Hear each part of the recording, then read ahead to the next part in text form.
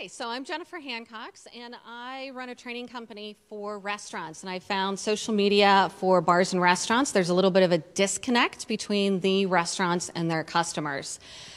So that's what we're going to talk about. I'm not going to talk about the tools, but how you can overcome this disconnect. So the customers, constantly, consistently, they're on their phones, their iPhones, they're doing research for all the topics. The restaurants, they need customers, but they're notoriously slow to adapt to any kind of new technology.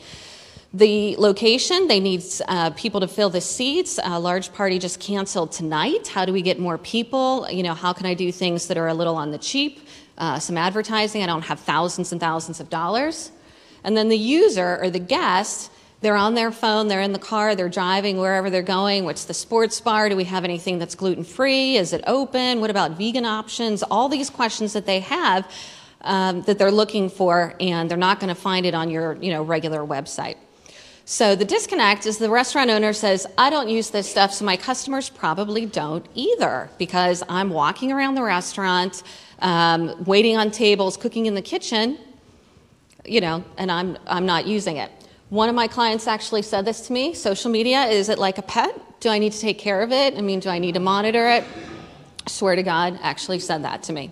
Cute picture of a dog, because we all have one. The perception from the restaurant's point of view: social media is too hard, takes too much time, it needs to be constantly monitored, which they don't have. That's their big hang-up.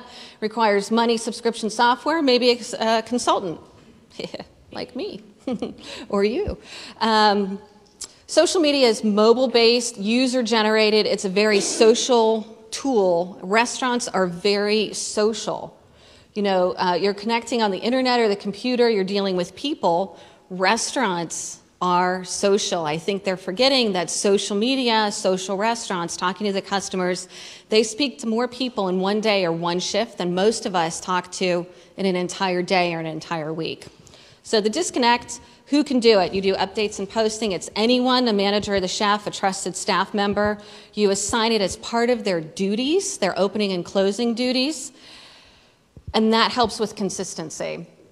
The other who is have more than one person participate. It doesn't have to be just the owner, just the manager. It has to be multiple people to do it. This also helps that if somebody leaves, you don't have your Yelp site completely unattended or something to that effect.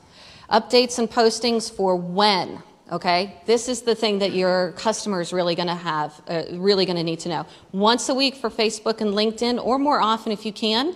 Twitter, 1 to 4 times per day, no more, because it's a restaurant. It'd be different if it's, news and weather or something like that. Checking it daily, just like you check your phone messages when you come into the restaurant, just like you check your email, you count your cash drawers. It's just one other task that you do. Linking your updates. And there's a lot of tools that can do that for you.